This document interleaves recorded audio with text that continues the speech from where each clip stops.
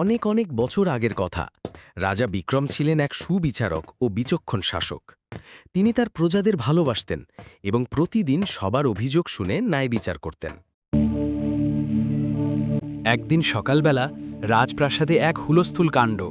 খবর ছড়িয়ে পড়েছে যে রাজা বিক্রম মারা গেছেন। সবাই শোকাহত। রাজপ্রাসাদে ভিড় জমেছে প্রজাদের। কিছুক্ষণের মধ্যে একজন সৈনিক এসে রাজার কাছে ছুটে এসে বলল, মহারাজ, কেউ একজন রাজ্যে খবর ছড়িয়ে দিয়েছে আপনি মারা গেছেন। কি বলছো তুমি? আমি তো একদম ঠিক আছি মহারাজ। আমরা অনুসন্ধান করে জানতে পেরেছি যে এই খবরটি ছড়িয়েছে গোপাল নামের এক কৃষক। গোপালকে এখনই এখানে নিয়ে আসো। বিচার সভায় গোপাল হাজির। মহারাজ, আমি কিছু করিনি। তুমি সবার মধ্যে এই মিথ্যা খবর ছড়িয়েছ যে আমি মারা গেছি। এটা একটা বড় অন্যায়। তুমি যতক্ষণ না নির্দোষ প্রমাণ হচ্ছ ততক্ষণ তুমি অপরাধী। মহারাজ, আমার কথাটা একবার শুনুন। যদি আপনার মনে হয় আমি দোষী, তাহলে আপনি আমাকে শাস্তি দিন। আমি রাজ্যের নিয়ম মেনে নেব। মহারাজ, সেদিন আমি প্রতিদিনের মতো মাঠে কাজ করছিলাম। হঠাৎ করে কিছু অচেনা লোকজন এলো।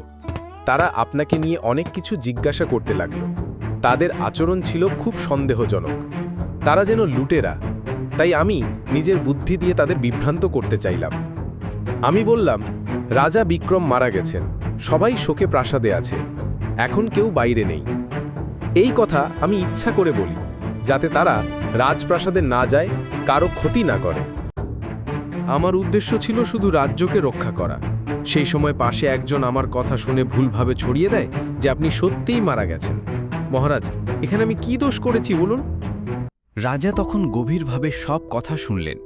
তিনি গোপালের চোখের দিকে তাকালেন। তার মধ্যে মিথ্যার কোনো ছায়া নেই। রাজা হেসে উঠে বললেন, তুমি বুদ্ধিমান ও সাহসী প্রজা। তুমি বিপদের সময় নিজের প্রাণের পরোয়া না করে রাজ্যকে বাঁচাতে চেয়েছ। আমি গর্বিত, আমার রাজ্যে তোমার মতো প্রজা আছে। এই গল্প থেকে শিখলাম, মিথ্যা বলাও যদি সঠিক উদ্দেশ্যে হয় সেটা সবসময় অন্যায় নয়।